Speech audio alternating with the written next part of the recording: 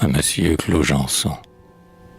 Si quelque ennui vient me saisir, de mon logis j'ai le plaisir de contempler 1000 gouttières, sans compter 4 cimetières, entre lesquels, dans mon loisir, j'aurai l'agrément de choisir. J. Clojanson. Ce siècle qui veut tout changer donne à Thémis ses invalides. Ce n'est point à moi de juger si ces réformes sont solides. Il me semblait, voyez un peu, comme il est bon qu'on m'avertisse, que le juge plus près de Dieu était plus sûr dans sa justice. Là, j'avais son autorité pour le crime échappé des bouches. Les cheveux blancs, en vérité, faisaient bien sur les robes rouges. N'en parlons plus.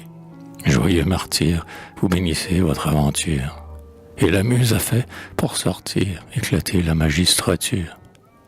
Elle va, par Vaux et par Mont, ouvrir son aile plus valide du poète que nous aimons. La robe était la chrysalide. Et vous quittez ce tribunal où votre âme fut prisonnière, gai comme un enfant matinal qui fait l'école buissonnière.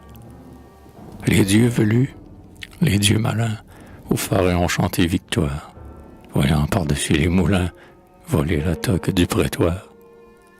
L'un du gros code s'est muni, l'autre est l'huissier qui dit « Silence !»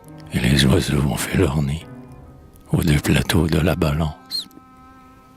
N'en parlons plus, c'est pour le mieux, puisque la loi que je déplore, des morceaux d'un juge trop vieux, fait un poète jeune encore. Hélas, notre printemps à nous suinte la tristesse et la brume.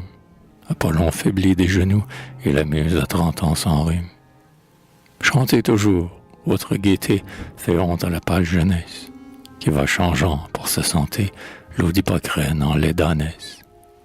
Que j'aime mieux ce rue d'hiver, où le vent de la fantaisie fait pétiller comme un feu clair tant d'esprit et de poésie. Votre Pégase guillerait, ses grelots jette à terre, plus d'une note qu'on dirait, prise au carillon de Voltaire. Dans vos 8 ans, calmes et beaux, avec l'autorité d'un sage, vous plaisantez sur ces tombeaux qui blanchissent au voisinage.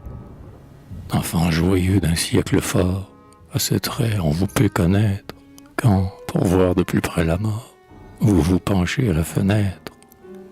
Et comme un Tircis, rose et frais, narguant les craintes sépulcrales, vous enflez sous les noirs cyprès le chalumeau des pastorales.